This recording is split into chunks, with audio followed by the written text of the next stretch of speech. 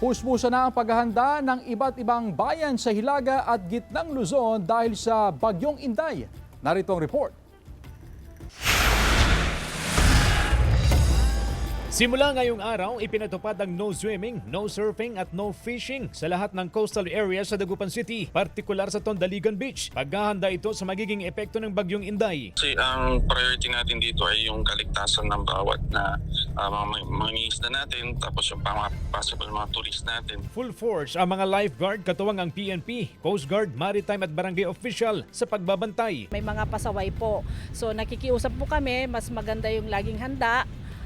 Prevention is better than cure. Dahil bawal magtampisaw sa dagat, nagpiknik na lang ang ilang beachgoer sa kanilang cottage, tulad ng grupo ni Hilda na nagdiwang ng kanyang kaarawan sa Tondaligan Beach. Okay lang po. Masaya naman po kami. Okay lang po. Kahit walang swimming, okay lang.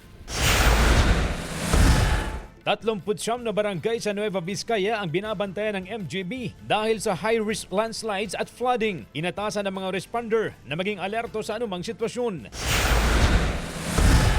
Itinali ang bubong ng ilang bahay sa Batanes para hindi liparin. May mga naglagay rin ng kahoy sa mga bintana ng kanilang mga bahay para hindi ito mabasag kapag lumakas ang hangin.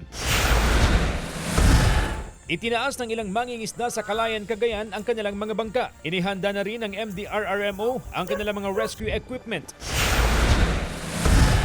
Sa Kasiguran, Aurora, ipinagbawal muna ang paglalayag sa dagat bilang pag-iingat ngayong may bagyo. Kasama si Ron Taniedo, CJ Torida, One North, Central Luzon.